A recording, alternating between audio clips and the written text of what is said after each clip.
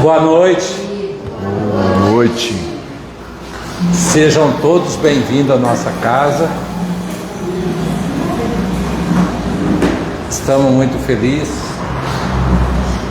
Vocês podem notar, continua notando, né? Nós estamos aqui em franca reforma. Estamos reformando, mas vocês já notaram que a gente precisa de dinheiro mesmo, né? Porque de tudo aquilo que nós estamos fazendo, nós conseguimos 1/3 do valor provisional, né? Então a gente nós temos que pedir para vocês que frequentam aqui a nossa casa, que a gente pede para todos, pode fazer a transferência via chave Pix. A nossa chave é o CNPJ do centro, é o 47-718-358-0001-18, Centro Espírita Missionário da Luz, através do Banco Cora, tá? Então vocês podem ficar à vontade para fazer uma vez, 2 vezes, 3 vezes, 70 vezes 7 vezes? 70 vezes 7 vezes, e vocês podem deixar programado lá quantas vezes quiser. Vocês deixam programado que automaticamente todo mês já vai para a conta, e a gente agradece. E nós estamos também já adquirindo os pisos do nosso centro. Nós vamos colocar um porcelanato aqui, tá? Nós já até escolhemos a cor, tudo certinho. Então, como muita gente faz a campanha do cimento, a gente está fazendo a campanha do piso. Campanha da argamassa. É para mudar um pouquinho, sabe? Porque se quiserem pagar também um saco de cimento, é R$33. O piso, o metro de piso também é R$33. Então, tanto faz, escolha alguma coisa e fala, vou ajudar. E vocês podem ajudar com um saco de cimento, 2 sacos, 3 sacos, 10 sacos, 20 sacos, 100 sacos, não tem problema, tá? A casa está aberta à doação. A gente não faz restrição para valores, não, tá? E a gente está sempre aqui esperando. Já recebemos algumas doações de membros da casa, de pessoas fora da residência aqui de Pirassununga. O pessoal tem colaborado bastante.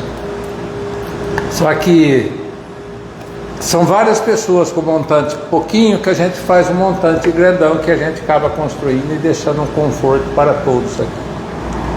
Nós temos que, além de reformar a estrutura física, ainda no futuro vamos reformar o ar-condicionado também, porque nessas chuvas de pedra que deu, está tudo para o lado de fora, então macetou tudo, então, mas ainda estamos usando, e se Deus quiser nós vamos continuar usando ainda por bastante tempo, mas vai ter que chegar uma hora que nós vamos ter que fazer essa reforma, tá? Mas é isso aí. Hoje nós temos a grata satisfação de estarmos aqui presente o palestrante Paulo Witter Kelly de Conchal. Kelly. Ele é de altas cúpulas da USE. Ó, Nada. Mas é um amigo nosso aqui da casa. Não mando nem em casa. Nem, né? Ele está falando que não manda nem na casa dele, mas ele comanda muitas coisas lá em Conchal. Mas é nosso amigo aqui da casa, um bom palestrante, por isso que ele está sempre presente conosco aqui. Obrigado. Além dele ser palestrante muito bom, é um amigo nosso aqui da casa, que a gente está sempre em Conchal, sempre ele está aqui conosco, e a gente faz esse intercâmbio entre as casas. Seja bem-vindo, meu amigo. Obrigado. Tá? Seja bem-vindo vocês também. Hoje, para falar, ele trouxe uma plateia toda para ele, exclusiva dele. Então ele ficou com medo que não viesse ninguém, mas ele já trouxe a plateia dele, que já está sossegado, tá? Muito prazer em receber vocês aqui em nossa casa e muito prazer em receber todos vocês, ok? Por favor. Boa noite. Boa noite. Muito bem, então como o Reinaldo já disse, estamos aqui recebendo nosso amigo Paulo, que trará para nós hoje a reflexão Natal com Jesus. Estamos aí já no mês do Natal e perto do Natal, do final do ano, início do próximo ano, a gente sempre faz muitas programações do que a gente vai fazer, do que a gente vai melhorar, do que a gente quer, e depois, quando o ano inicia, a gente entra na rotina e fica tudo igual. Esquece o que prometeu, esquece o que se propôs a fazer, né? Então, que a gente possa refletir aí, trazer Jesus para as nossas vidas, nos aproximarmos aí do amor de Jesus, dos seus ensinamentos, de tudo aquilo que Ele nos convida todos os dias para os nossos relacionamentos, né? Então vamos nos unir aí em pensamento, em sentimento, colocando-nos diante desse Mestre amoroso, que tanto nos ensinou e nos ensina todos os dias,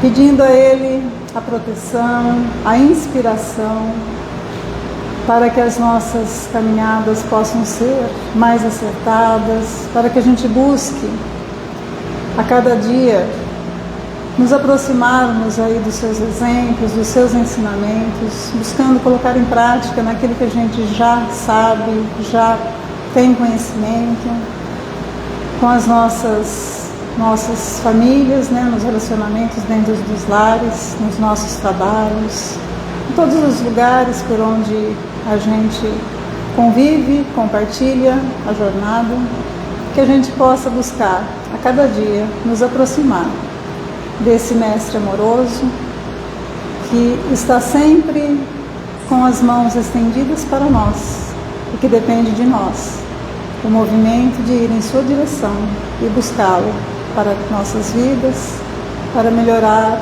as nossas condutas, para que a gente possa seguir com mais resignação, compreensão, fazendo a parte que nos cabe no trabalho, da vida, do dia a dia. Obrigado, Senhor, por esta oportunidade de estarmos aqui reunidos, que possamos aproveitar esses momentos de confraternização, de união, de aprendizado, para nos fortalecer para o dia a dia. Que assim seja. Paulo, palavra sua. Obrigado. Obrigado por nos ouvir. Obrigado. Boa noite a todos. Boa noite. É uma alegria que se renova todas as vezes que nós temos o ensejo de aqui estarmos. Quero agradecer demais o convite, sempre esse acolhimento, né, caloroso, forte, amigo. Existem casas e casas, né? Existem as casas que a gente frequenta, as casas que a gente tem por hábito palestrar, e existem as casas de irmãs. Eu considero aqui o missionário uma casa irmã, que nos acolhe com muito carinho sempre. Quero cumprimentar o pessoal aqui do YouTube, o Quarteto Fantástico de Conchal que me acompanha hoje. Vamos falar sobre o Natal com Jesus, como a Cecília bem disse, e a gente deveria entender que Natal com Jesus é um pleonasmo. Deveria ser, mas infelizmente não é. Deveria ser uma redundância, mas infelizmente não é. Porque o tempo foi passando desde a data em que, lá nos recuados do século III, quando o Império Romano abraçou o cristianismo, fundando o catolicismo, uma vez que o cristianismo crescia fortemente, e aí naquela ideia de que já que eu não posso com ele, eu me junto a eles, o Império Romano não teve outra alternativa senão abraçar o cristianismo, que estava pungente, forte, firme e forte. E a partir desse momento, como existia uma festa intitulada a Festa do Sol Invicto, ou Natalis Invictus Solis, que era uma festa pagã, que acontecia no final do ano, por volta do dia 25 de dezembro, quando os escravos eram libertos por alguns dias, e ali um bacanal acontecia por Roma e cidades romanas. Então, para evitar que aquilo continuasse, o Império Romano, agora abraçando o cristianismo, surgindo a Igreja Católica Apostólica Romana, decide pegar aquela data, que era o Sol Invicto, e Sol Invicto porque era exatamente no solstício de inverno, a noite mais longa do ano. Então a impressão das pessoas era que o Sol nunca ia chegar. Era tão longa a noite que o Sol não vai nascer, mas uma hora ele surgia. Então era o Sol Invicto, Natalis Invictus Solis, o nascimento do Sol Invicto. Pegou-se aquela data e colocou-se o nascimento de Jesus na mesma data, para contrapor a festa pagã. E a partir daí passamos a comemorar, a celebrar o nascimento de Jesus no dia 25 de dezembro, muito embora nós aprendemos que ele não nasceu no dia 25 de dezembro, muito provavelmente no mês de abril. Mas enfim, o importante é que ele nasceu. E uma vez que convencionou-se esta data, é esta data que a gente celebra e relembra o seu nascimento. Mas os séculos foram passando, desde o século III, e cada vez mais o materialismo, o comércio, foi tomando o lugar de Jesus.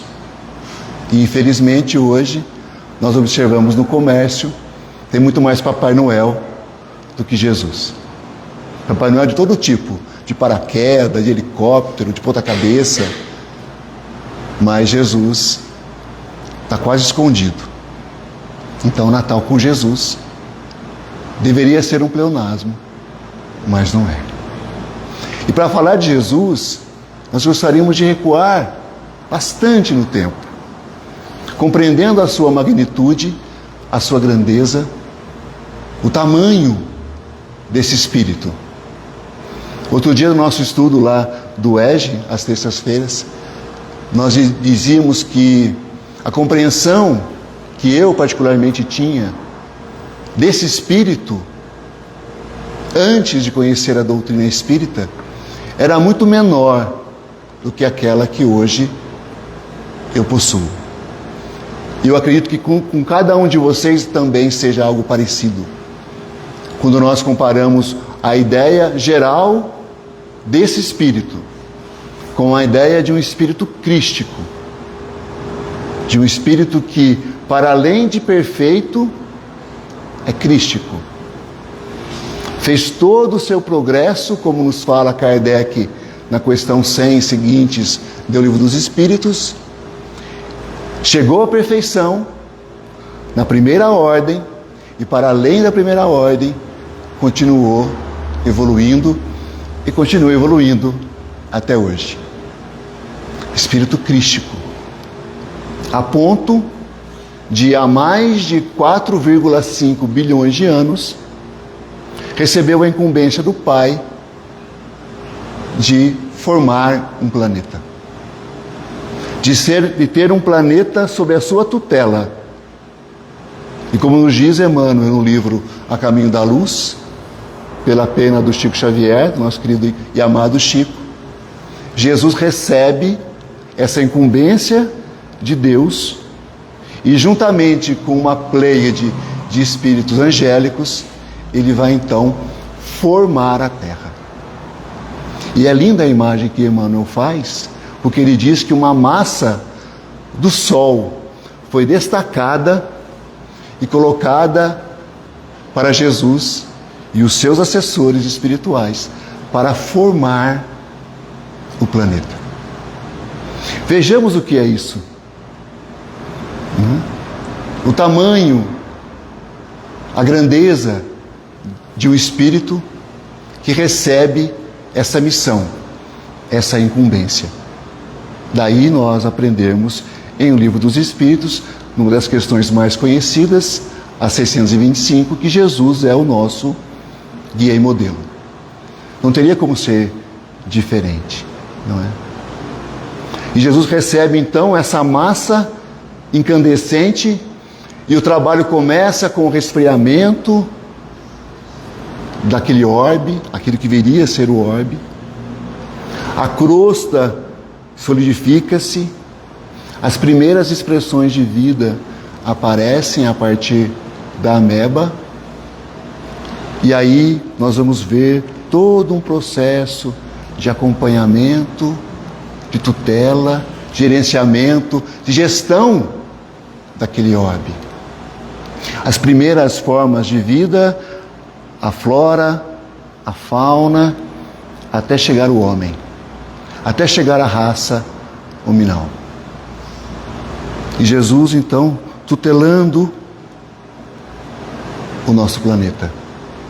Aliás, como ele disse que nós somos deuses, né? Vós sois deuses com D minúsculo, e poderemos fazer o que ele faz e fez, ou mais, todos nós teremos um dia um planetinha para chamar de nosso. Mas para isso, dá-lhe bilhões de anos de evolução. Quando surge o homem na Terra, nós vamos ter aquilo que nós aprendemos a chamar de autóctones. São aqueles espíritos que fizeram a sua progressão no próprio planeta, desde as formas mais primitivas até chegar à forma hominal, passando pelos reinos mineral, vegetal, animal, hominal. Atingindo a condição humana, esses espíritos que foram formados, criados, evoluídos na própria Terra são chamados autóctones.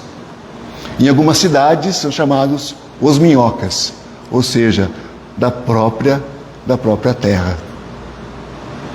Mais uma bela oportunidade, e aliás, em mais do que uma, Jesus recebe espíritos de outros orbes para aqui comporem o que seria a população da Terra.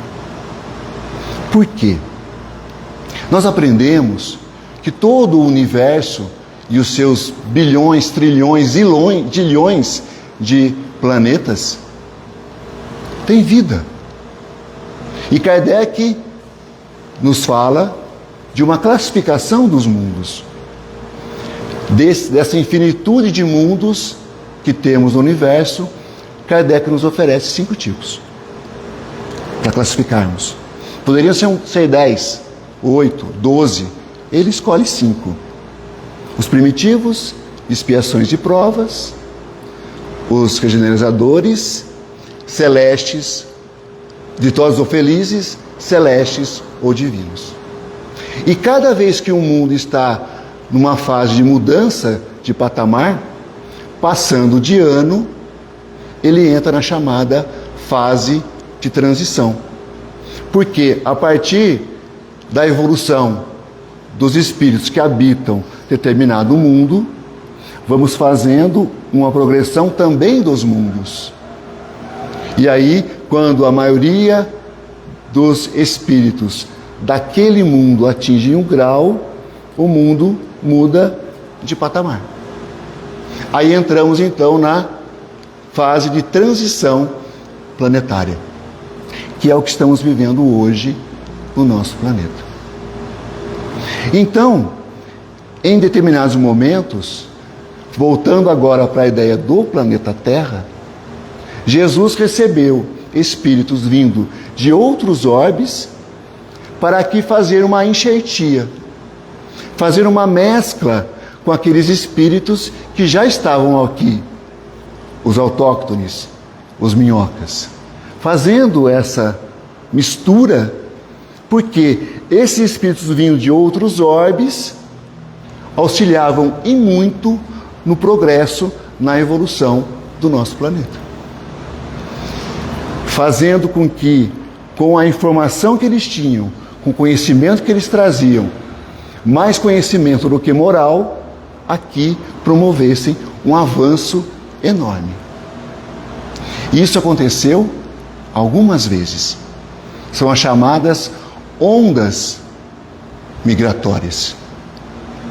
Vez por outra, Jesus recebia esses espíritos e aqui alocava para que pudessem fazer esse auxílio no nosso progresso enquanto humanidade terrestre. É lindo, né? É um trabalho, que nós paramos para pensar na amplitude dele, magnífico.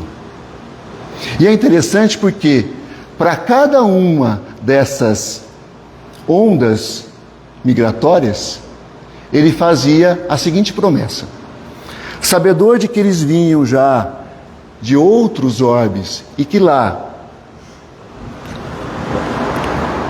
nesses orbes, eles haviam feito um progresso intelectual, mas ficaram aquém na questão moral.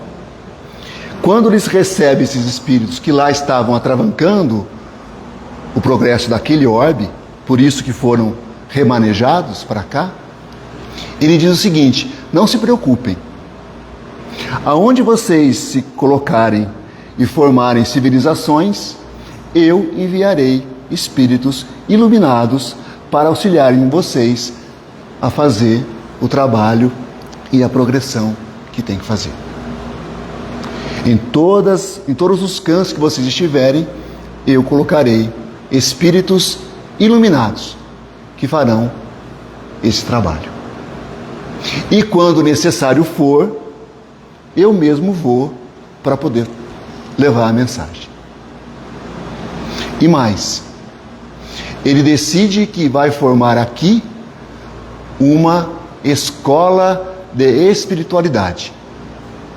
Porque já que a carência desses espíritos, somada à carência dos espíritos daqui, os autóctones, eram principalmente para eles, os migrados, a questão moral, a escola não era apenas de conhecimento, mas também de espiritualidade, de moral.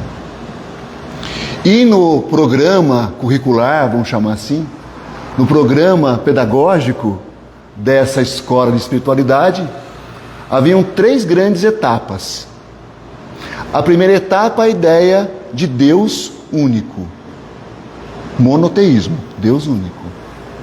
A segunda etapa, chamada de conhecimento espiritual, um conjunto de saberes que são colocados para quem adentrasse essas escolas, para ganhar entendimento e compreensão da vida como um todo.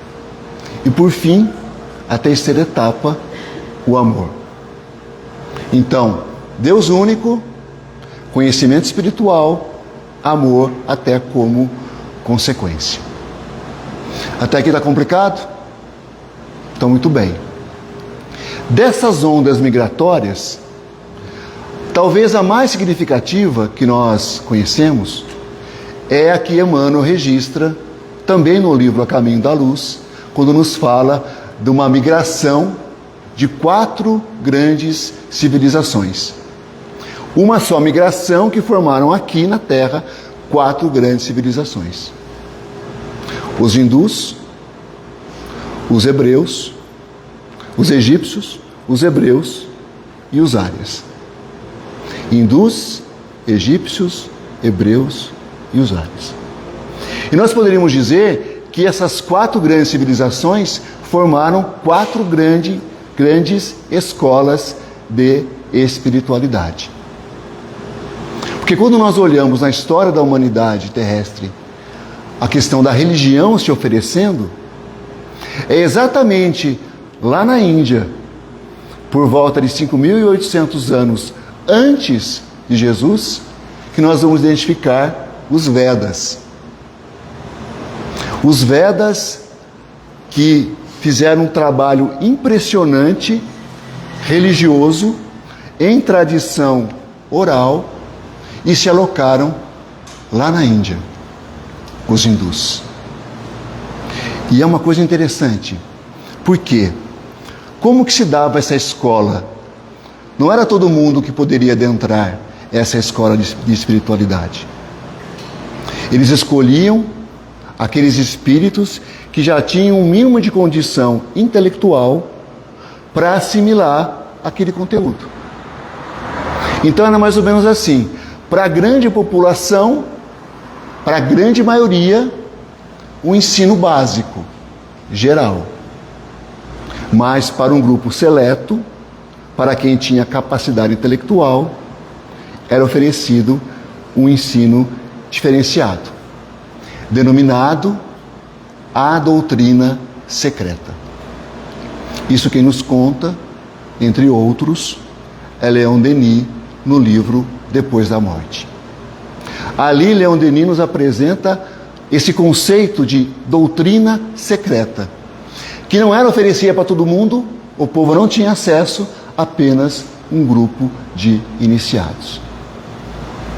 Nós vamos ver, por exemplo, dentre os Vedas, lá atrás, milênios atrás, uma obra chamada Mahabharata. Mahabharata é a Grande Índia. É o maior poema da história da humanidade.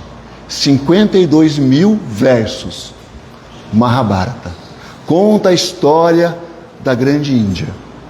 E dentro do Mahabharata, uma obra impressionante, chamada Bhagavad Gita. 18 capítulos, ou 18 canções, que trazem no seu escopo informações muito semelhantes e parecidas com o que a gente acessa hoje em doutrina espírita.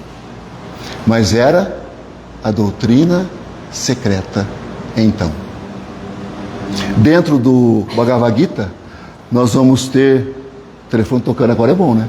Nós vamos ter um diálogo do príncipe Arjuna com o seu condutor, o condutor da sua carruagem, Krishna. Um dos elementos um dos expoentes da Grande Índia. Um daqueles iluminados que Jesus havia prometido. Então Krishna, no diálogo com Arjuna, fala para ele que ele precisava fazer a luta que estava posta entre dois povos, os Pandavas e os Kauravas. Krishna é conduzido até o centro da batalha e ele olha de um lado, Arjuna olha de um lado e vê familiares seus, amigos seus. Olha do outro, familiares seus, amigos seus. Se vira para Krishna e fala assim: eu não posso lutar. É tudo parente, é tudo amigo. Como é que eu vou lutar entre a gente? Não dá. E aí Krishna, que é o iluminado, fala assim: você tem que lutar. Você tem que lutar. É preciso que você lute.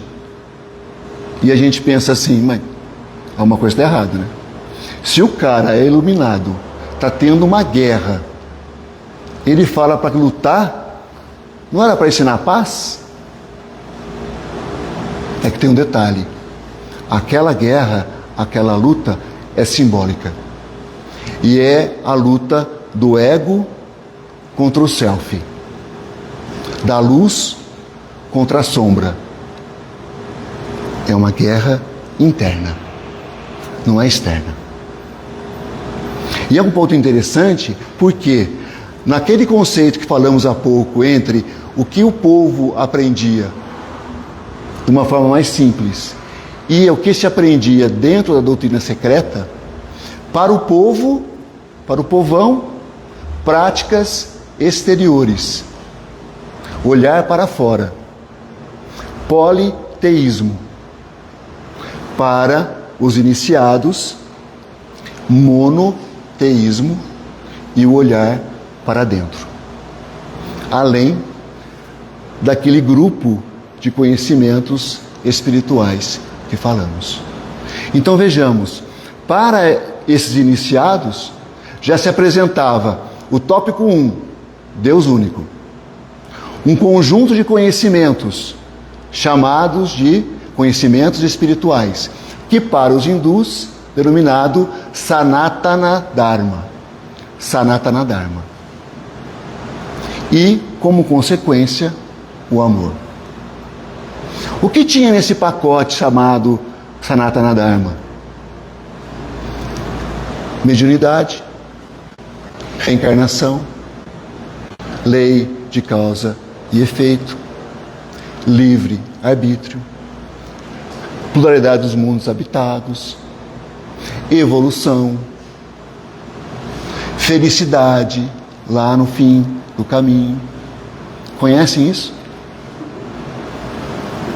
5.800 anos antes de Cristo. Isso está substancialmente no Bhagavad Gita, dentro do Mahabharata. Nós podemos fazer uma analogia assim: o Mahabharata é a Bíblia, o Bhagavad Gita são os 4 evangelhos de Jesus, e Krishna correlacionando com o próprio Jesus, Jesus maior. Krishna é um enviado de Jesus, mas para os hindus não há essa relação e esse olhar. Talvez muitos aqui nunca tenham ouvido falar do Bhagavad Gita, ou então lido esta obra, mas pelo menos um trechinho, como nos fala Jorge Alahá, todo mundo conhece. Aliás, muito do que estou dizendo aqui é de um seminário do Alahá chamado Dossiê à Doutrina Secreta. Eu estou fazendo aqui um compacto dos piores momentos, porque eu que estou fazendo então, são piores, né? Então, no Bhagavad Gita, no seu canto 8, ou capítulo 8, tem um momento que o Arjuna ele fica impressionado com o que o Krishna está dizendo para ele. Ele fala assim: mas escuta, até agora há pouco você era o condutor da minha carruagem, e agora está dizendo coisas maravilhosas e se colocando como um ser divinal. Afinal, quem é você?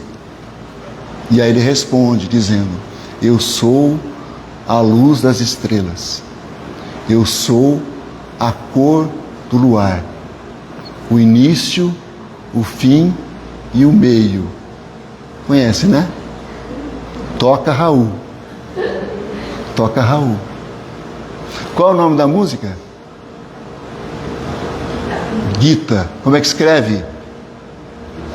Gita, porque vem lá do Bhagavad Gita, mas escreve Gita. Aquela parte da placa na contramão, o dente do tubarão, isso é coisa do Raul com Paulo Coelho, tá? Mas a parte importante são os conhecimentos espirituais. Então, primeira escola entre os hindus, entre um daqueles povos migrados. A segunda grande escola entre os egípcios, que aliás é dentre os egípcios que nós observamos o quanto que o conhecimento que eles trouxeram de onde vieram, no caso capela, sistema do cocheiro, fez aqui um progresso absurdo. Até hoje nós, a civilização terrestre, tem dificuldade de entender como que foram feitas as pirâmides, toda a parte da iluminação que chegava lá nos pontos mais profundos daquele local, aquelas pedras justapostas, a posição relacionada ao sol, um monte de conhecimento que até hoje nós não identificamos. Não precisa ir longe. Aqui na América do Sul, os maias, os astecas, os toltecas têm obras impressionantes. A forma como eles fazem, por exemplo, a irrigação, até hoje é admirada, passados milhares de anos. Por quê? Eles vinham com esse conhecimento intelectual de lá para cá. Faltava a moral. Cadê os egípcios para contar para a gente como que eram as pirâmides? Sumiram, né? Por quê? Porque quando aqueles povos que vieram para cá conseguiam o mínimo de condição, de padrão moral para retornar, retornaram. Muitos permaneceram, principalmente dentre os árias. Olha nós aqui. Então, dentre os egípcios, esse conhecimento. Na doutrina secreta, dentre os egípcios, vamos ter a figura, o iluminado Hermes Trismegisto. Hermes dizia o seguinte, que se o conhecimento da doutrina secreta fosse para todo o povo, os maus ficariam mais maus e os bons não iriam suportar. Então ele diz o seguinte, olha, tem que ficar entre a gente, tem que ficar fechado. Daí surgir o hermetismo, que vem de Hermes. E a gente vai no supermercado e compra potes hermeticamente fechados. Vem de lá, vem de Hermes, porque tinha que ser bem fechado. Aquela informação ou aquelas informações, a doutrina secreta não poderia ser oferecida para todo o povo. Então, era somente para os iniciados. Caminhando um pouco mais, temos a terceira das escolas, que se forma entre o povo hebreu. É entre o povo hebreu que principalmente a ideia do monoteísmo vai se consolidar. A partir de Abraão, Isaque, Jacó, os profetas todos, até chegar em Moisés. É Moisés que, partindo dos patriarcas, consolida no planeta a ideia do Deus único, do monoteísmo. E entre os hebreus, a parte da doutrina secreta está dentro da Cabalá, ou da Cabala, que é também um conjunto de informações muito significativo, muito parecido com o que a gente aprende em doutrina espírita. A Cabalá tem um livro chamado Zohar, que foi recebido por Shimon Bar Yochai, o rabino Shimon Bar Yochai, que dizem ficar há 13 anos dentro de uma caverna recebendo aquela obra. São 22 volumes. Dizem que durante todo o tempo que ele ficou na caverna, 13 anos, uma luz se fazia ali que ninguém sabia de onde que vinha. Mas estava ali. E mais, o próprio profeta Elias, segundo os judeus, se materializava e havia a cadeira de Elias, onde ele se sentava para fazer correções no texto do Zohar, de Shimon Bar Yochai.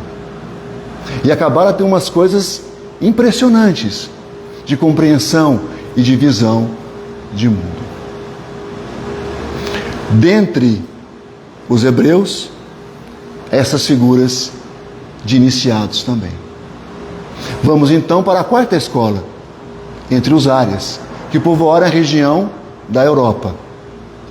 E ali nós vamos ter, na Grécia, por exemplo, a figura de Pitágoras, um iluminado, que fora para o Egito, passara 30 anos no Egito, aprendera lá a doutrina secreta e trouxe para a Grécia. E a partir de Pitágoras, Sócrates, Platão, Aristóteles, toda a filosofia que a gente aprende até hoje. Dentre os áreas também, agora na região ali da França, hoje a França, nas Galhas, nós tivemos os celtas. E os celtas também com um expoente absurdo de conhecimento.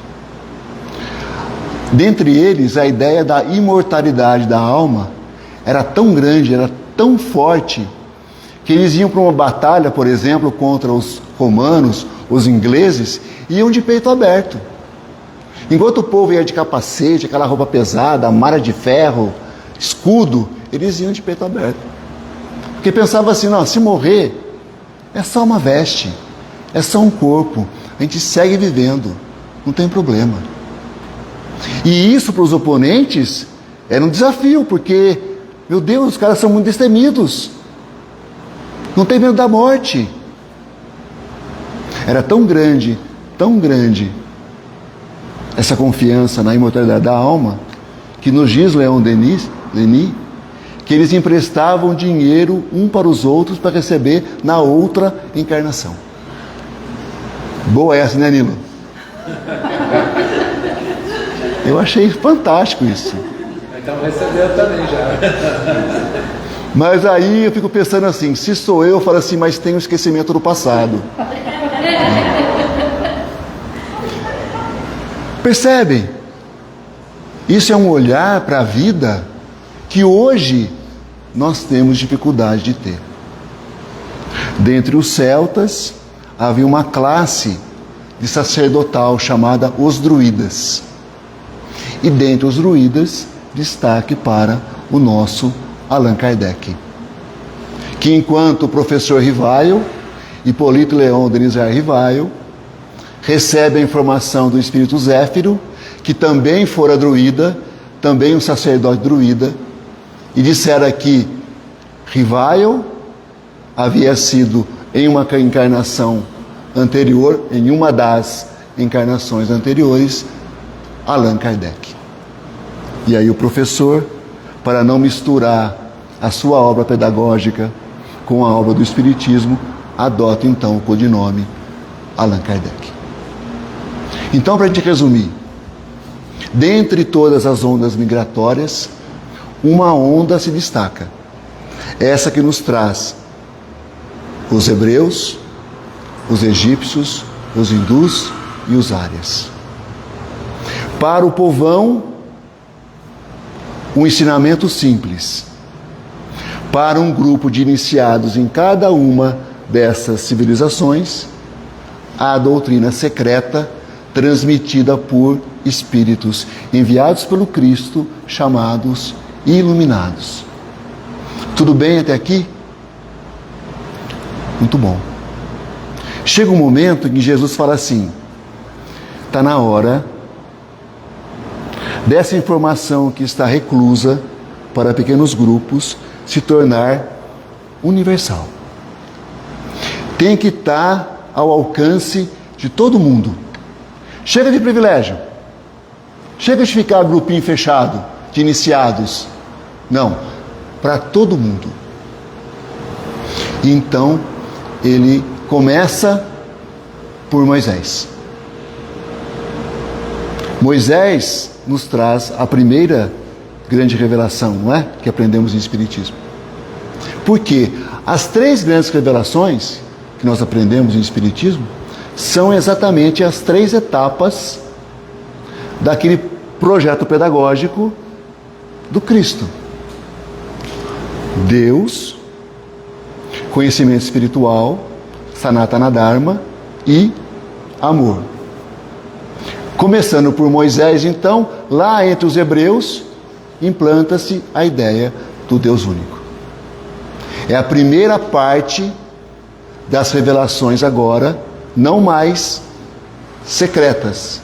A doutrina não mais secreta, mas a doutrina geral, universal. Começa com Moisés. E aí surge um problema. Qual é o problema?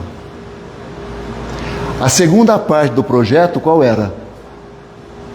Conhecimento espiritual. Certo? Mas aí observa-se o nível intelectual da população da Terra e percebem que não ia rolar. Eu fico imaginando os assessores do Cristo falando assim: Senhor, Houston, we have a problem. Senhor, o povo não está preparado para receber essas informações. Reencarnação, mediunidade, livre-arbítrio. O povão geral não está preparado. E a gente pode observar isso, por exemplo, no diálogo de Nicodemos com Jesus. Né? Como assim, Senhor? Voltar para o ventre da minha mãe? Quando Jesus fala para ele sobre reencarnação. E Jesus se volta para ele e fala assim: mas, sendo tu doutor da lei, não compreende isso? Acho que ele queria dizer o seguinte: você não foi estudar a Cabala não, Nicodemos? Que está tudo lá. Então Nicodemos provavelmente não era o iniciado. Então, o problema estava posto. Chegou a hora dessa segunda parte do projeto ser apresentada para todo mundo, mas o povão não tinha condição intelectual de receber. E agora?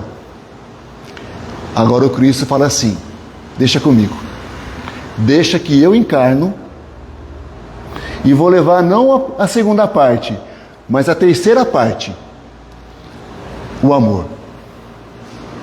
E o povo acho que fez assim: mas não vai dar certo isso, não é possível que vai dar certo isso. Fala, não, deixa comigo, eu nasço, eu encarno e vou levar um amor de tal forma, com tanta força, que o povo vai aprender a amar sem saber por que tem que amar. Porque para os iniciados, eles apresentavam o pacote todo. Ou seja, Deus único, conhecimento espiritual, amor. Por quê? Para poder amar, você sabia por que tinha que amar. Perdão, por exemplo. Jesus fala: amar até os inimigos. Amai os vossos inimigos. E a gente fala assim, Marlise: eu não estou amando nem um amigo direito, quanto mais o inimigo. Não dou conta não. E aí vem conhecimento espiritual. E fala assim: olha, se você não amar o inimigo, tem a lei de causa e efeito. Tem a lei, tem o livre-arbítrio, você pode não amar, mas tem causa e efeito. E aí o inimigo pode nascer com você na próxima existência, dentro da sua casa. E a gente fala assim: onde é que eu assino agora que eu perdoo? Percebem? É o conhecimento espiritual que nos dá subsídios para falar assim: eu tenho que amar.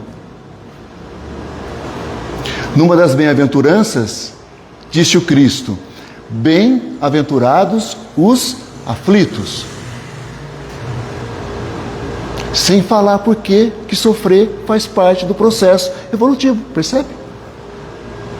Hoje, com reencarnação, lei de causa e efeito, livre-arbítrio, eu entendo por que sofrer faz parte do processo. Mas tira isso. Fala assim: mas sofrer para quê, gente? Vamos para a galera. Então é o conhecimento espiritual que nos dá estrutura para saber por que eu sofro e para fazer o processo de amorosidade.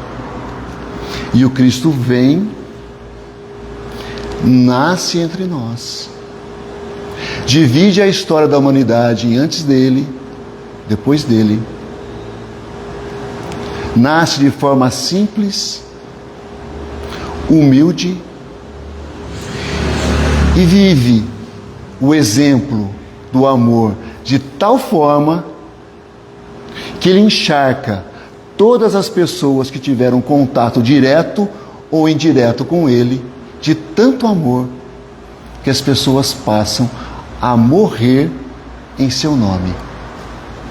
Não só a amar, mas morrer em seu nome. Numa das bem-aventuranças, a 8ª e a 9ª, ele vai dizer isso como antevendo o fato. Bem-aventurados aqueles que foram perseguidos, injustiçados em meu nome. E a gente vê na história do cristianismo, principalmente naquele intervalo do ano 0 até o ano 300, os cristãos se entregando em testemunho, dando a própria vida em nome de Jesus.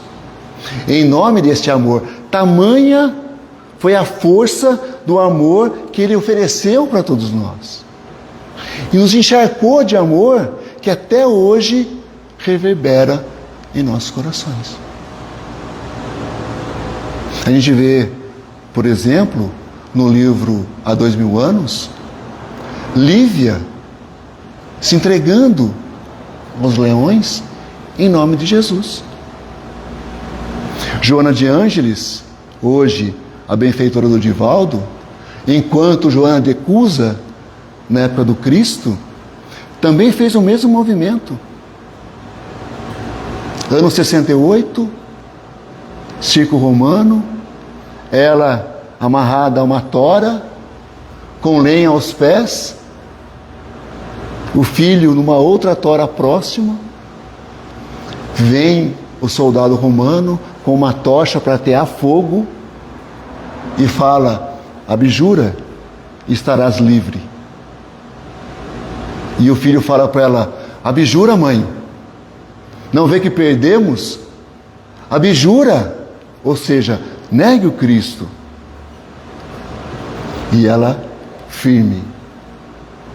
Aí ele diz: abjura, mãe, abjura por mim que sou teu filho.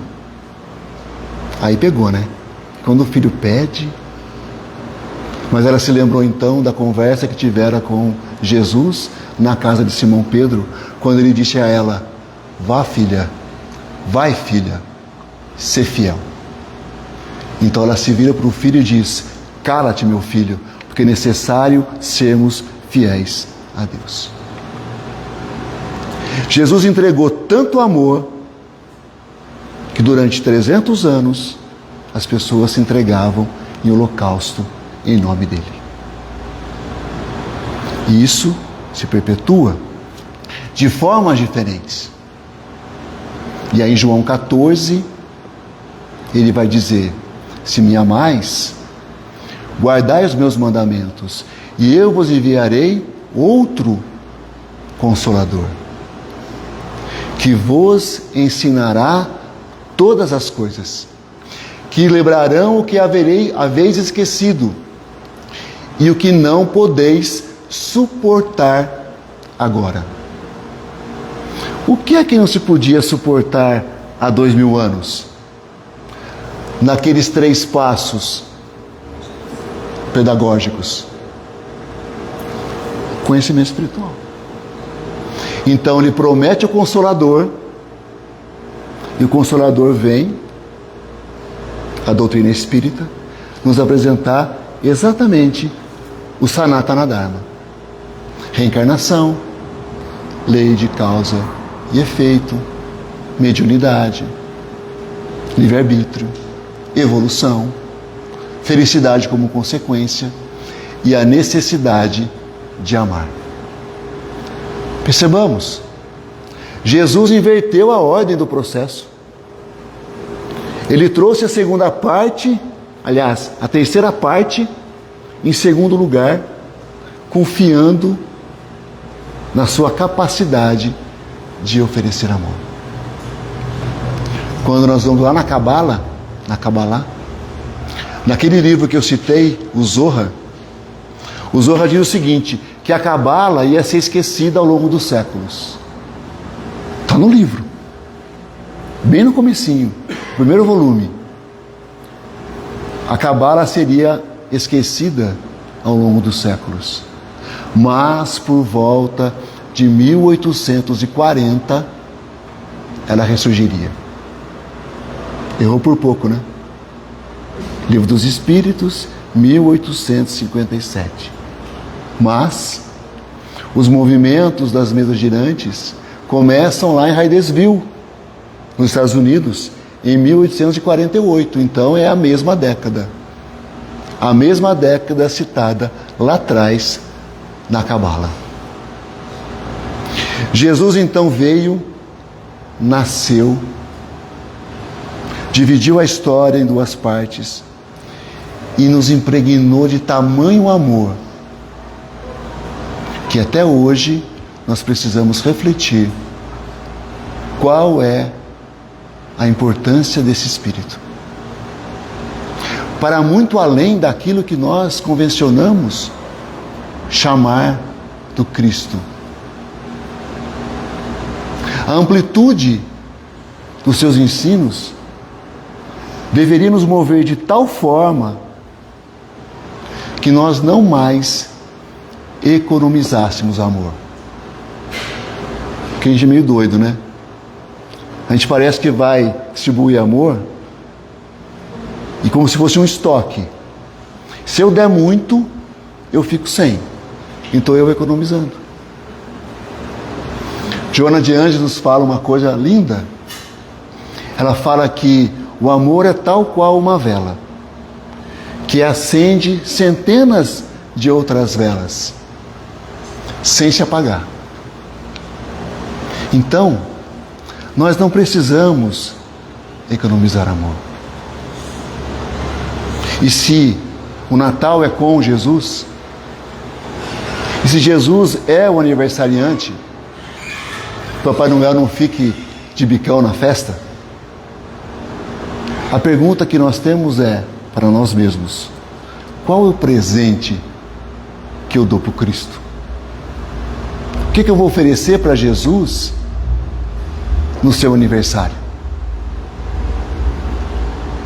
Amar. Simples assim. Que não economizemos amor. E como diria Lulu Santos, quando um certo alguém desperta um sentimento, é melhor não resistir e se entregar. Que assim seja.